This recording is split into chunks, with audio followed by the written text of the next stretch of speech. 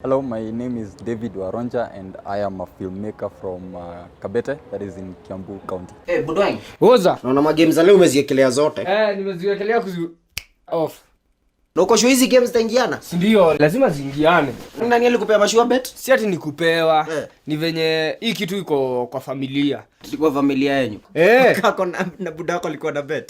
Kama budangu kwanza kuna story fulani alikuwa ananichapianga. When it comes to film, I do quite some bit. I am a writer, director, cinematographer, editor. I also do a bit of sound design and scoring.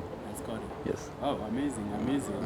Basically unafanya karibu kila kitu ya behind the scenes. Yeah, basically it's a lot. I had to, unajua, if you can't afford to hire guys who can do that, at least ni poa kuji-equip na some knowledge.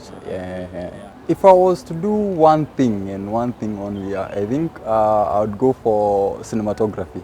Yes. Why cinematography? Because in cinematography I am given the chance to lead the audience, and I think that is the most important, well, not the most important part of filmmaking, but it's up there. You get a chance to show and to tell your story through the lens, and to lead your audience visually. I think I love doing that. Yes, I love leading my audience through the visuals. I started doing film. I started off as an actor back in the year 2013. I think that's when we did our first film as an actor. It's called Mad Love. You should check it on YouTube. There's a trailer. And it was a feature film? Yes, it was a feature film. I was an actor, and then after that I got into doing some small filming in our village. And with that I started off as a director and also as the cinematographer and also as the editor.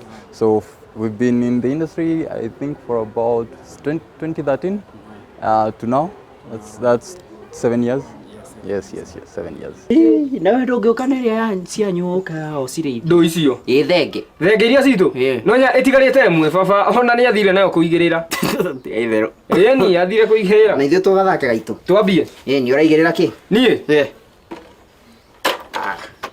Na niĩ rĩ. Kengunio. Moga inda cia nyũmba ciothe no igĩrĩre. Igĩrĩre thenge nawe igĩrĩre rĩngĩ. Ndĩrona mũrĩnga wĩ haha we. Most of our stories, they really requires the actors to use the first language, because if you look at a film like the recent one, Automedic, the kind of setting that we had really commanded them to use the first language, and also it comes out more natural. It's more natural to them. They understand the language. That is the language they speak every other day. So that is the secret. And also I like borrowed storytelling from my mom. If my mom, whenever she tells me a story, it is in her first language. And I don't think she could have told the story in a better way if she was using a native, a foreign language. Yes. Hey, hello, Georgie. Ukinyete ha? Ndakuona. Weheke.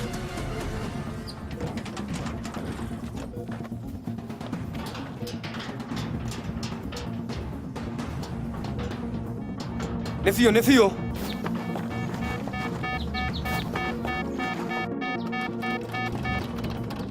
Using a native language, well, it is a strength and also a weakness in some way if you really think about it. But it gives you the upper hand when it comes to delivery of the actors.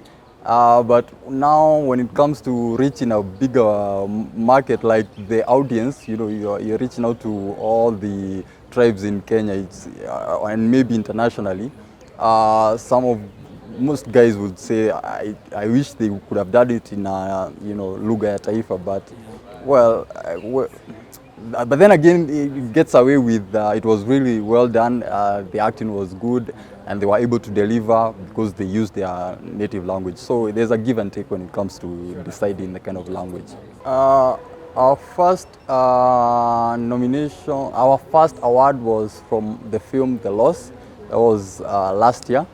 By KFC. We came in at number 1 and then we did another film.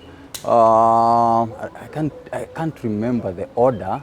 It was The Lost, and then Malaika, no, and then Alliance Francaise. We did a film called Familia. Came in second, and then we did Court for Lenga Ugaidi. It came in third, and then we did Malaika for Machakos Film Festival, and we got a nomination for top 10. Yes. Amazing. And the most recent one. Yes, and the about it. Yeah. And while I was watching it, I thought that there's no way this could be a mobile phone. It was 100% a mobile phone. Oh, wow. Yes. Tell us a little bit about it. Well, there's so much behind the film, Automedic, because it wasn't really our script that we intended to present to KFC. We had some other scripts, I think around 15 of them, and then we narrowed down to one, and we began filming for that. And then in between filming, towards the end, one of our actors had an emergency and couldn't make it to set. So we decided now that was on Sunday the 30th, and the deadline was on 3rd of June.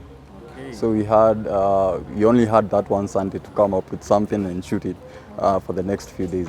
So we had to give up that script and then come up with a very simple story that can be shot in like one day, and we intended to shoot it on that very afternoon. And so we quickly came up with that script, the first draft, and then we went to location. We couldn't find some of the props that we needed, so we decided we can't really do it on that Sunday. And then on Monday the 1st, we had a client's shoot. So of course we couldn't shoot the film on that day, so we shot it on Tuesday the 2nd, and the deadline was on 3rd. So that's a bit of the backstory of the pre-production phase of the film. Yeah, competitions are very important, because if it were not for them, I don't think we'd be as challenged as we are to do better, because they have pushed us to do our best. And I was telling my producer, we are not competing against anyone when it comes to KFC per se. We are not competing against anyone but ourselves, because usually what we do for us is that if you want to film for a particular competition, what we do is we go and view all the previous films, and we check out the previous winners, and kind of see where the bar is, and then we will know how to approach that particular festival.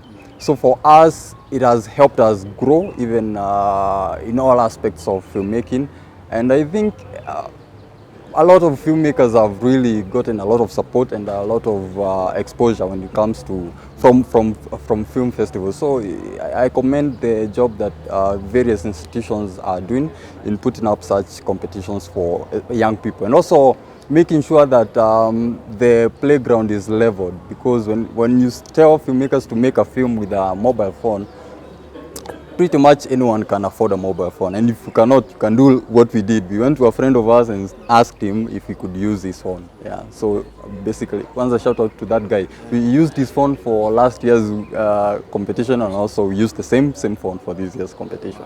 Yeah.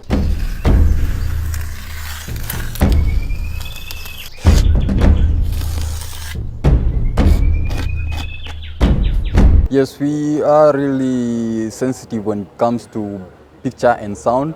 My producer is really strict.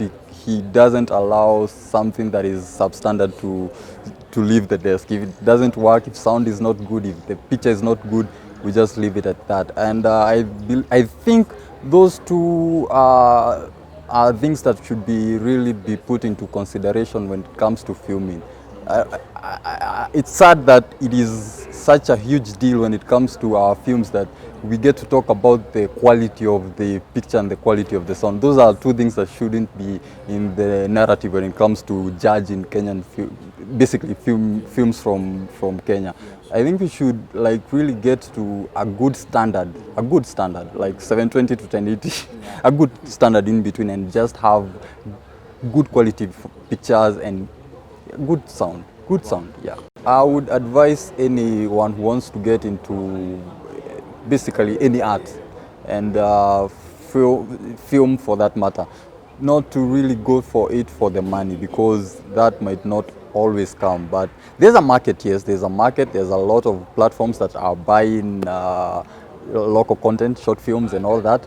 But what happens if you don't get to sell a short film for 1 year, 2 years, 3 years, 5 years down the line? You're usually going to give up. But if you get into it for the love of it, and then when money comes, that's call it a bonus. Call it a bonus, really. But just do it for your audience and do it for the core cause of your passion. Yeah. Best film in Kenya. That you have watched? Feature film. Yes, it could be a feature or a short film. Oh, short film.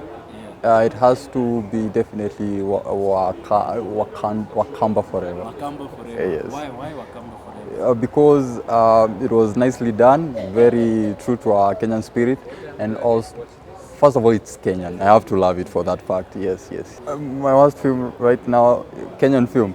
Yes. It's called Choices. Choices. Yes. Why Choices?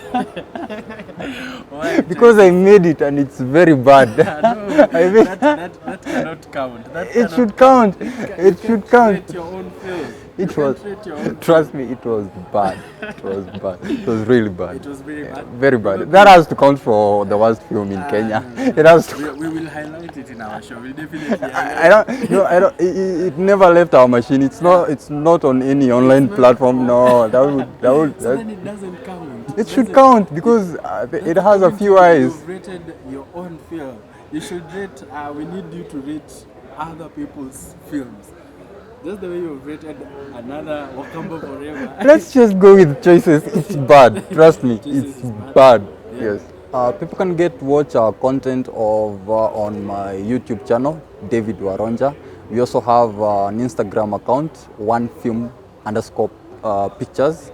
We also you can follow my Facebook page. I think there are quite some few videos there. Yeah, that's it. So a word of advice to any aspiring cinematographer: copy and steal from other films. Copy and steal from them and then just make it your own. Make it look as if it's your own idea, but copy and steal from every other movie.